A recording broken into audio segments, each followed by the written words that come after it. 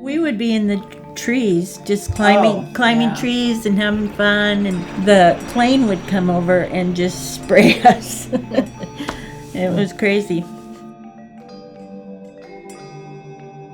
This is my mother, Tina, and my aunts, Pam, Peach, and Trudy. They grew up in the fruit-producing valley of Kashmir, Washington.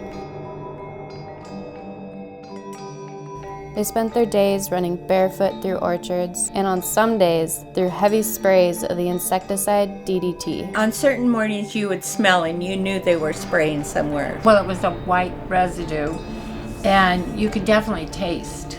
Even after you wiped it off, you could taste. We were riding our bikes, and a neighboring orchardist came around the corner with his sprayer, just sprayed right across the road. Doused. We were wet. My mom and aunts grew up in the 1950s and 60s, times of heavy DDT use across farms in the US. At the time, they didn't consider the chemical to be dangerous.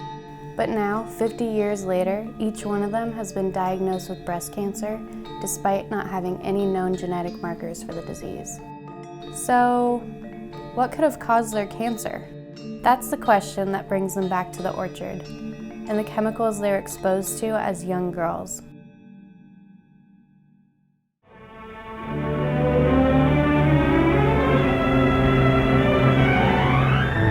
DDT's story begins in World War II. American soldiers fighting in the Pacific Islands used the insecticide to prevent diseases like malaria. When the war ended, DDT manufacturers found a new market. Instead of bombs, the B-25 now sprays DDT. At its peak, the U.S. was producing nearly 100,000 tons of DDT every year. If you were alive at the time, you were probably exposed. And then this happened. It's the 1962 book Silent Spring. It's a critical look at American pesticide use.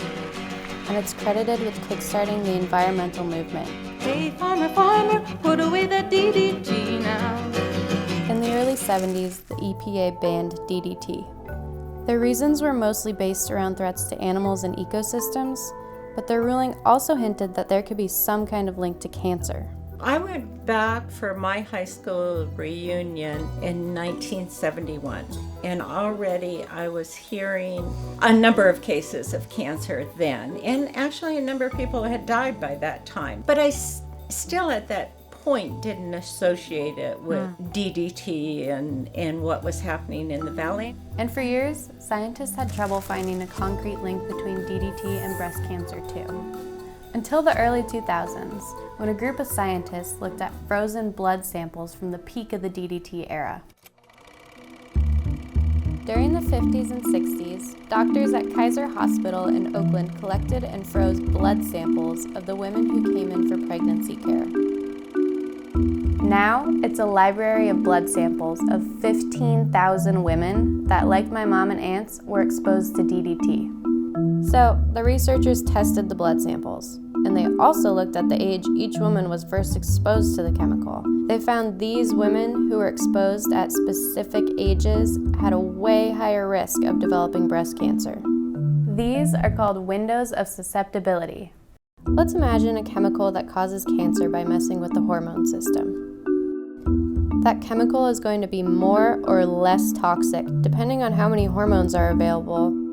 So you get these windows of time, in utero, as a baby, puberty, pregnancy, and menopause, where a toxic exposure might be more likely to cause cancer. In the DDT study, they found that a woman exposed to DDT during one of these windows, from the womb to puberty, had 5 times the risk of developing breast cancer. I was pretty much exposed since I was a baby. Yeah. Well, and Mom was pregnant with you and Trudy and... Yeah. Well, all of us. Hello. Amazing!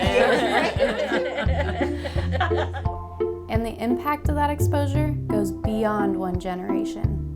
Researchers followed up with the daughters of the women in the study. The women whose mothers had high DDT levels while they were in the womb also had high cancer rates. Now, the researchers are looking at the 3rd generation, the granddaughters. If you were in utero or an ovum in 1960, you're in my cohort. I'm looking at a joint exposure of 3 different generations. The mother, the embryo, and the egg that will become generation 3. And that's most of the world. Even though this study can't say whether or not DDT caused my mom and aunt's cancer, it does give my family some sort of closure. Up until now, individual behaviors have been the primary focus of cancer prevention. You're too sedentary, you're too fat, you smoked, you drank, you didn't have your babies early enough. There's a long, long list. I never can know exactly why one individual woman got their illness, but trying to put their illness in perspective, that they don't have to blame themselves and that there may be multiple forces that are converging to cause their cancer, really is, I believe, could be freeing. It's not a way to cure cancer, but that knowledge can help me, my sister, and my cousins come to terms with our risks and guide us in understanding and preventing future incidents like this from happening. They're good. They're yummy. One more bite. They're really good. They're delicious. Oh my God. They're golden. That's a gold delicious? Yeah.